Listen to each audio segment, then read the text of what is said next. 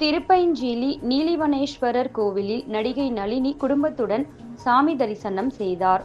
திருச்சி மாவட்டம் மணச்சநல்லூர் அருகே அமைந்துள்ள திருப்பைஞ்சீலி கிராமத்தில் அமைந்துள்ள நீலிவனேஸ்வரர் கோவிலில் பிரபல திரைப்பட நடிகையும் தயாரிப்பாளருமான ராமராஜனின் மனைவியுமான நளினி தனது குடும்பத்தாருடன் சுவாமி தரிசனம் செய்தார்.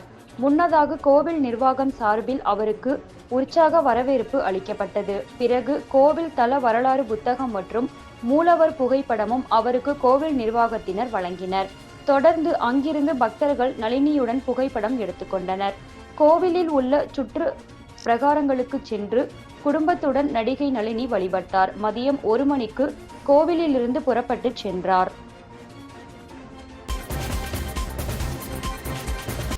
பிராட்டியூர் ஆர்டிஓ அலுவலகத்தில் லஞ்ச ஒழிப்புத்துறையினர் சோதனை.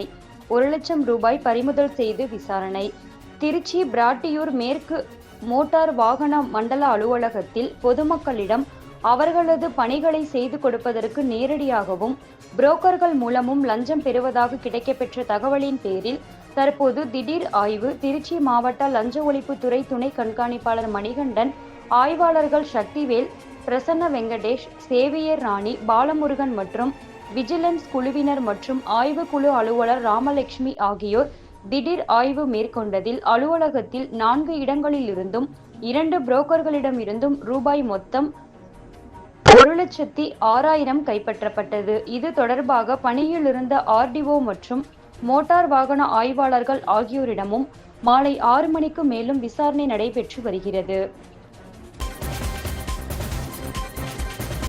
ஓரணியில் தமிழ்நாடு எடப்பாடி பழனிசாமிக்கு அச்சம் வந்துவிட்டது. உறையூரில் அமைச்சர் KN நேரு பேட்டி. திருச்சி மாநகரம் உறையூர் பகுதிக்கு உட்பட்ட 8 மற்றும் 9வது வார்டுகளில் உங்களுடன் ஸ்டாலின் முகாம் இன்று நடைபெற்றது. இந்த முகாமை நகராட்சி நிர்வாகத்துறை அமைச்சர் KN நேரு நேரில் பார்வையிட்டு மக்களுடைய கோரிக்கைகளுக்கு ஏற்றவாறு நலத்திட்ட உதவிகளை வழங்கினார். தொடர்ந்து மதியம் 3 மணிக்கு செய்தியாளர்களை சந்தித்து பேசிய அமைச்சர் KN நேரு கூறும்போது, உங்களுடன் ஸ்டாலின் திட்டம் மக்களிடம் நல்ல வரவேற்பை பெற்றுள்ளது. எதிர்க்கட்சி தலைவர் எடப்பாடி பழனிசாமி 4 ஆண்டுகள் வெளியே வராமல் தற்போதுதான் வெளியே வந்துள்ளார். உங்களுடன் ஸ்டாலின் திட்டம் தேர்தலுக்காக என கூறும் எடப்பாடி பழனிசாமி தற்போது வெளியே வந்துள்ளது தேர்தலுக்குத்தான். மக்கள் 5 ஆண்டுகள் எங்களுக்கு வாய்ப்பு வழங்கியுள்ளார்கள்.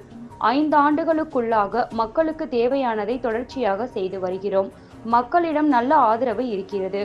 உங்களுடன் ஸ்டாலின் திட்டத்தை மக்கள் யாரும் குறை கூறவில்லை. உங்களுடன் ஸ்டாலின் திட்டமும் ஓரணியில் தமிழ்நாடும் மக்களிடம் நல்ல வரவேற்பு கிடைத்துள்ளதால் எடப்பாடி பழனிசாமிக்கு அச்சம் வந்துவிட்டது. அதனால் இந்த திட்டங்களை அவர் விமர்சனம் செய்கிறார் என்றார். தேர்தல் நெருங்கும் போது அதிமுக கூட்டணியில் யார் யார் இருப்பார்கள் என தெரியும். திருச்சி விமான நிலையத்தில் எடப்பாடி பழனிசாமி பேட்டி.